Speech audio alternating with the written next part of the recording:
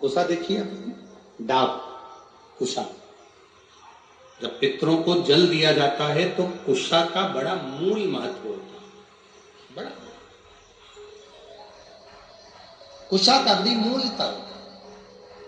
पार्वती जी ने देखा कि यहां कुशा रखी हुई है, भ्रम पैदा हुआ मां पार्वती के हृदय में। थोड़ा सा प्रश्न आया मां पार्वती के चित्त में, थोड़ा सा प्रश्न। पार्वती जी जैसे अंदर पहुंची, पहुंचते से उन्होंने जो कुशा देखी, डाब देखी, और कुशा को देखकर मां पार्वती जी ने पूछ लिया पितरों से, नाना, ओ नाना जी।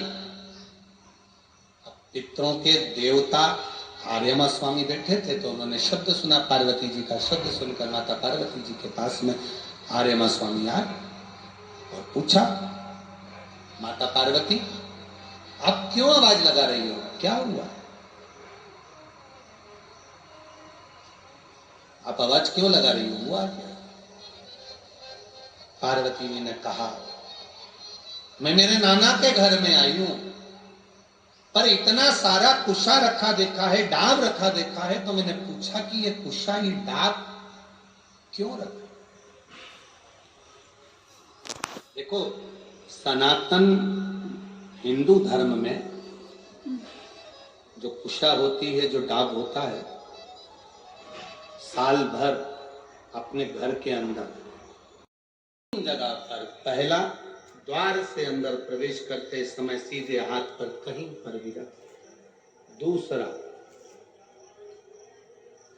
पूजन का जो स्थान, पूजन की जो जगह, वहां अगर कुशा नहीं रख सको तो कुशा का आसन जरूर रखो। अगर कुशा नहीं रख सकते तो कुशा का आसन जरूर। तीसरा, रसोई घर के अंदर जहां पर परिंदा हो, मटका हो, हंडा हो, उसके आसपास में कहीं थोड़ी भी जगह हो, एक छोटी सी भी कुशा अगर अपन ने रख रखी है तो घर में कभी भी बड़ी बीमारी प्रवेश नहीं कर सकती। एक कुशा भी अगर हमने रखी है, एक डाब भी हमने रखी है,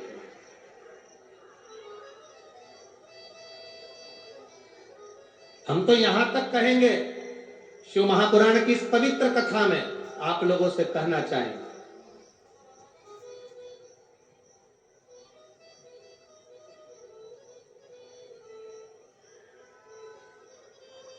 कभी कभी इस पवित्र कथा में अगर आप लोग स्मरण करेंगे तो कभी जिंदगी में आप कोई बड़ी जांच कराने के लिए जा रहे हो कि डॉक्टर ने बोला है कि इनको ये बीमारी हो रही है, इनको ये रोग, इनको ये तकलीफ, आप डॉक्टर को दिखाओ, जांच कराओ, डॉक्टर दवाई दे, उसको खाओ।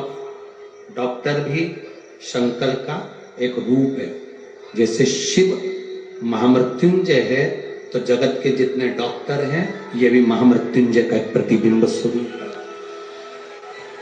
आप इनको दिखाओ, डॉक्टर भी शंकर का एक स्वरूप है। ऐसा नहीं कि तुम डॉक्टर को नहीं मानोगे, डॉक्टर शिव का एक तत्व स्वरूप माना, महामृत्युंजय माना, आप दिखाओ। पर यहां शास्त्र कहता, शिव महापुराण की कथा वर्णन करती है, जब तुम जांच कराने के लिए जा रहे हो, तुम्हें लग रहा है कि डॉक्टर ने बोला है कोई बड़ी बीमारी है, गठान है, और ये गठान, ये गांठ गर्भाशय में आ गई, ये गांठ कहीं शरीर में आ गई, और तुम्हें लग रहा है कि ये तकलीफ देगी और जांच के लिए जाएगी। उसके पहले जब आप डॉक्टर की जांच कराने के लिए जाओ, उसके पहले कुशा का जल, अगर महादेव जी की जो जलाधारी होती है,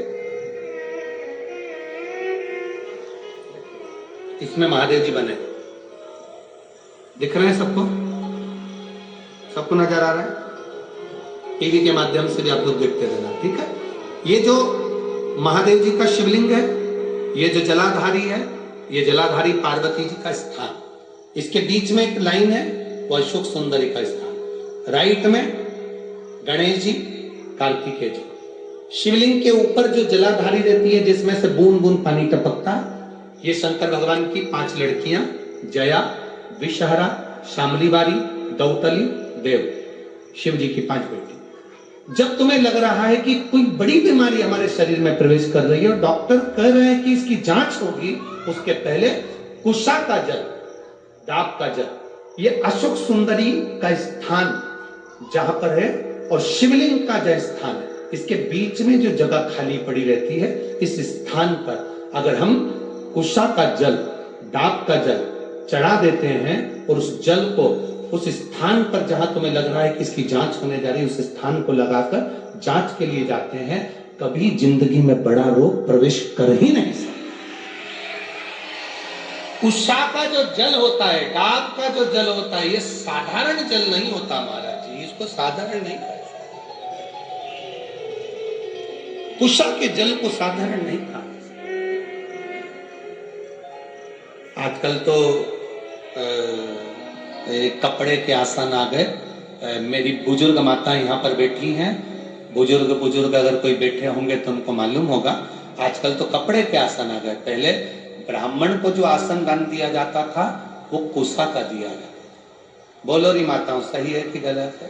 पहले 3 चीजें बड़ी विशेष होती थी। ब्राह्मण को दान करने के लिए कुशा का आसन होता था। सौभाग्यवती नारी को सुहाग का सामान जो दान दिया जाता था वो बांस की टोकरी में दिया जाता।